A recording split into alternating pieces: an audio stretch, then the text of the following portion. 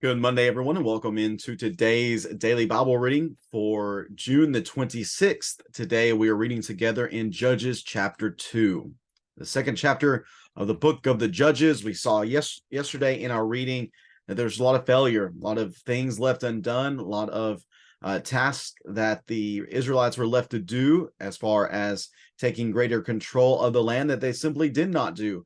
And we're going to see those issues continuing to compound here in chapter 2. We're going to see where there is very strong language from Yahweh towards his people. We're going to see the spiritual failures of the generations following Joshua. And then we're also going to see the introduction of, specifically now, the introduction of the judges cycle and everything that comes along with that. So we'll notice that once we get to the second half of chapter 2. So let me get the text up on the screen for us, and we'll read along together today here in Judges chapter 2.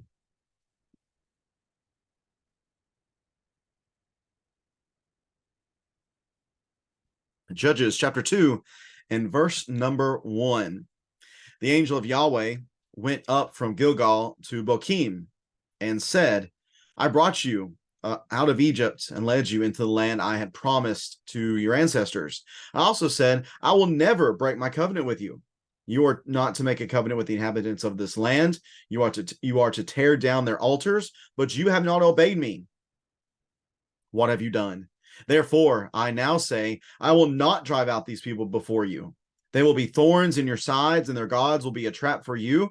When the angel of Yahweh had spoken these words to all the Israelites, the people wept loudly.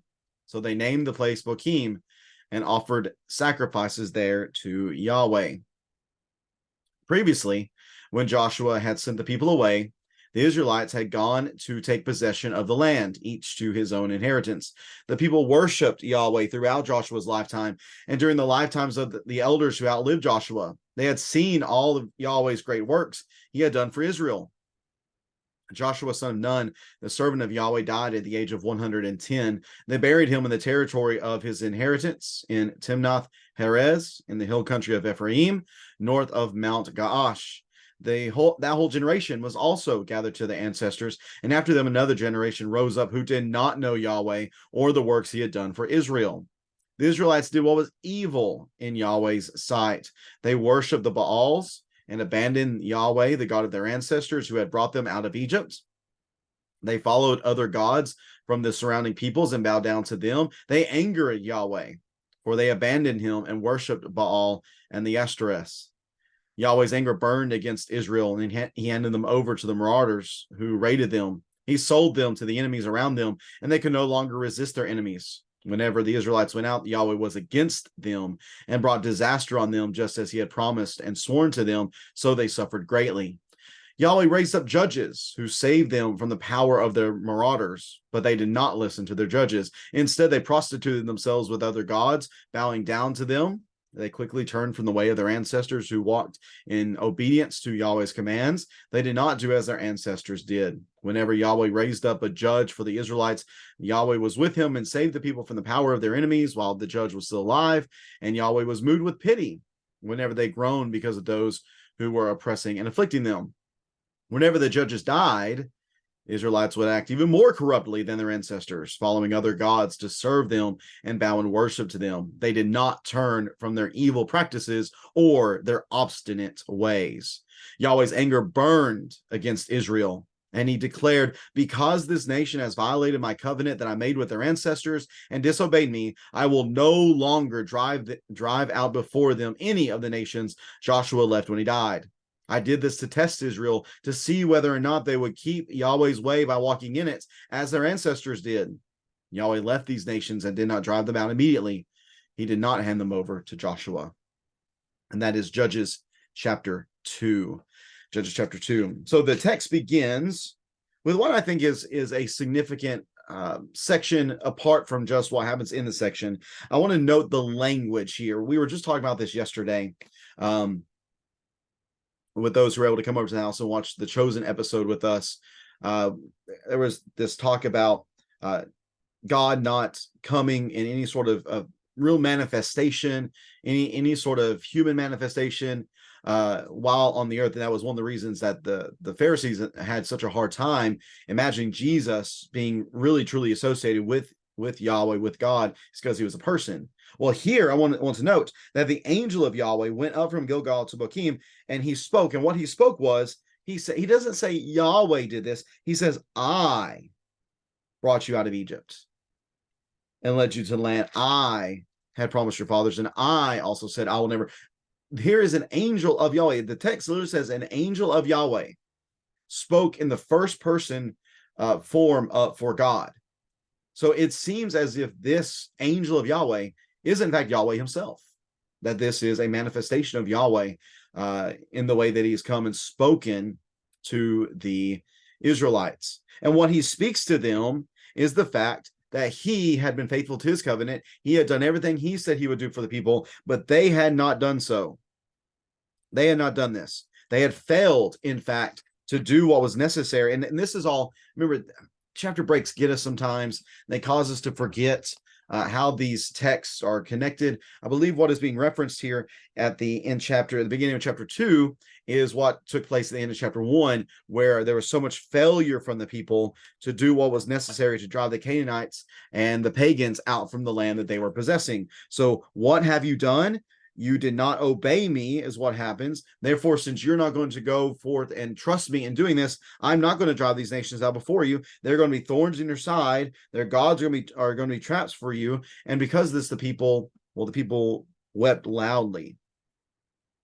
They wept loudly before Yahweh. And the word Bochim, the name for this place, just means weeping itself. They wept for their failures. Well, how did this come about, these failures? Well, we see beginning in verse 6 here that we were reminded that the people were faithful to God during the time of Joshua.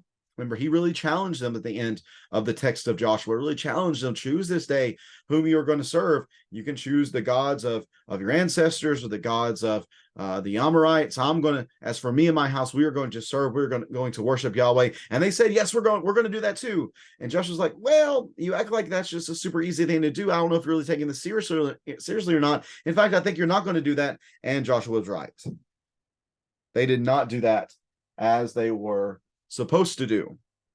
And so for that, for their failures, not necessarily during Joshua's lifetime or during the lifetime of those who were elders with him, but in that next generation, after he was buried and such, after that whole generation of Joshua and his contemporaries, after they passed, after them, another generation arose who did not know Yahweh or the works he had done for Israel. They did not know Yahweh. Why? Well, I want to really attribute a lot of this to failures of leadership. The leaders of the people did not do as they were supposed to do. And because the leaders failed, and really we're going to see a lot of that really within this writing as well, and the judges, there's not really a lot of good leaders in Judges. Yeah, there's a lot of judges. There's a lot of warlords that fulfill that role, but they're not always exactly great guys or great leaders. A lot of them have really glaring flaws in who they were. Well, because of that, we see they did what was evil. They worshiped the Baals. They abandoned Yahweh. They abandoned him and worshiped the Baals or worshiped Baal and the Ashtoreths. So they did all of this, and God's response was to be expected. His anger burned against them, handed them over to the marauders who raided them. They could not resist their enemies. Yes, he had sworn that he was going to deliver them, but they weren't faithful to him. So he shows them the curse of unfaithfulness. But here's Yahweh still doing everything he can to help the Israelites along the way, that he would raise up judges. Verse 16, the judges are introduced, and what this text is named after, they're introducing here in chapter 2, verse 16.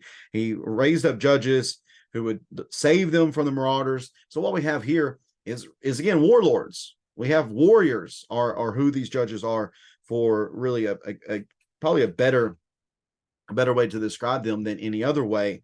But unfortunately, the people didn't listen to the judges either. They continued to prostitute themselves. They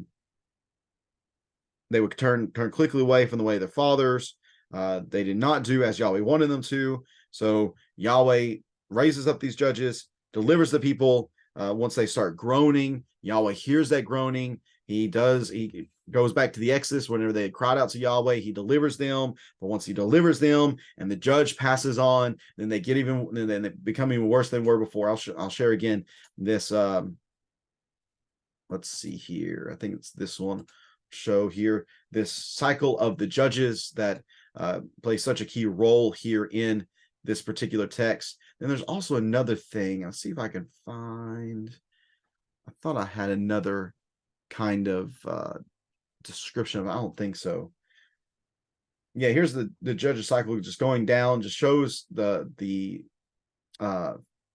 basically the condition of the people at the beginning. They're okay, but they just continue to make their way downward and just continue to grow worse and worse against unfaithfulness. God delivers them with the judge. They respond to the judge, but then the judge passes and they get back to their old ways, and just so on and so on and so forth. This judges cycle continues. Verses 18 and 19 define the judges cycle pretty well for us. But again, Yahweh's anger, unsurprisingly, burns against Israel, and he declared, because this nation has violated my covenant that I made with their fathers and has been disobeyed me, I will no longer drive them out or drive out the nations that Joshua left when he died. Remember that as we read through Joshua, there continue to be some places that need to have greater control exerted over them. They need to continue to push the people out. It wasn't something that happened all at once, but it was a process. But they didn't stay with it as they needed to. And for that, they have the issues that continue to show themselves here in the text. Now, I mentioned previously how Judges is a lot of the undoing of Joshua.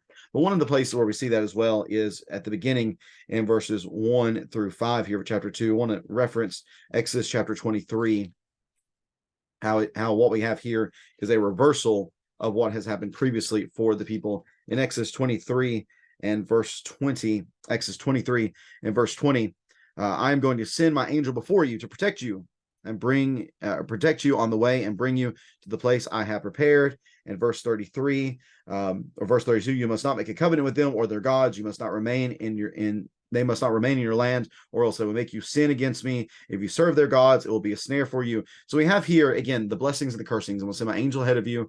If you're faithful to covenant, he's going to bless you and strengthen you. If not, you're going to be cursed. Here we see that. We really see that between Joshua and Judges. In Joshua, whenever they're faithful to Yahweh, they were blessed, had success in the land. Once we get here to Judges, unfortunately, that's no longer the case. And unsurprisingly, we see them cursed and having a great deal of difficulty when it comes to standing up against the opposition, the pagans who were in the land already. But notice it's not just that the pagans were thorns in their sides as far as they caused them trouble and war and such, but there's also the influence. The influence of the pagans grew stronger and stronger upon Israel. The Israelites did what was evil in Yahweh's sight. They worshiped the Baals and they worshiped the Ashtoreths. It wasn't just that they were there. It wasn't just that they were enemies, but they became influencers. And that really is going to be the downfall of Israel whenever everything is said and done within the text of the Judges. So tomorrow we're going to continue reading through the text here in Judges. We'll be reading Judges chapter 3 tomorrow. Look at the first couple of judges who show up in the story. Actually, we're going to look at 3 judges tomorrow. We're going to see Othniel, who we've already been introduced to, who is going to be the son-in-law of son-in-law of Caleb. And then we're also going to see Ehud and Shamgar. They're all going to show up here within Judges chapter 3, and I'm looking forward to reading with you about that tomorrow. If you have any texts about any questions about the text, any comments at all, please feel free to leave those in the comment section, and we'll be back at it again tomorrow, again reading from Judges chapter 3. Take care and God bless.